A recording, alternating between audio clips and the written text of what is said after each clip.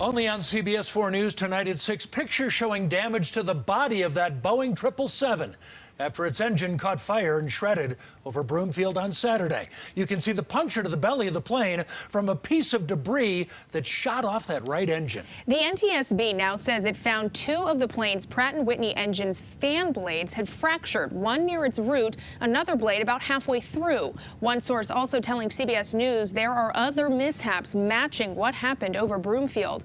And parts of the plane have been found more than 12 miles away from Broomfield off Elmwood Street in Arvada on Queen Court just today. Police say the latest find is 2 feet in size. Boeing is now recommending airlines ground all 777 planes with that engine. That would be 128 aircraft around the world. United has already taken its 24 777s out of service. A lot to get to tonight, including an NTS briefing that could be starting at any moment. First, Sean Chittin has talked with people still finding pieces of a plane debris from Saturday's close call. I want to start with Brian Moss at the United Airlines Flight Training Center in Denver. Brian, you talked with a pilot who has flown this very aircraft. He's a veteran pilot, Jim, with 25 years at United Airlines. And yes, he flew this exact aircraft some years ago, although without incident. He says what happened here in Denver on Saturday is very rare. And he said what happened is that regular training of pilots, which takes place here at the United Airlines Training Center in Denver, is what really paid off. Mayday, United 28. There's no substitute for having 2 well-trained pilots on a flight deck. Engine failure, need to turn immediately.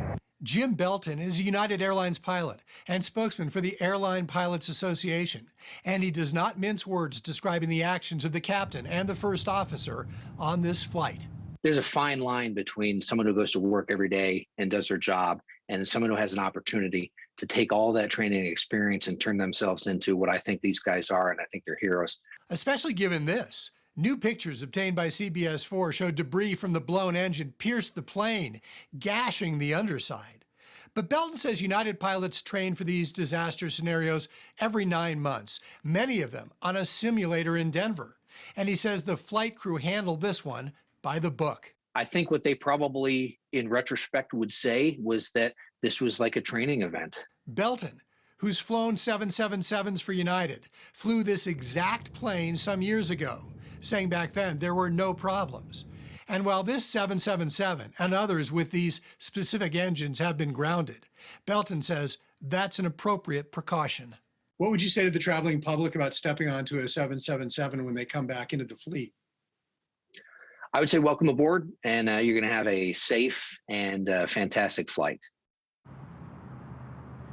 Now, the Airline Pilots Association says the captain of Saturday's flight and the first officer are both based in San Francisco and both have vast experience on the 777 and on other aircraft. Reporting live in Denver, I'm Brian Moss, covering Colorado First.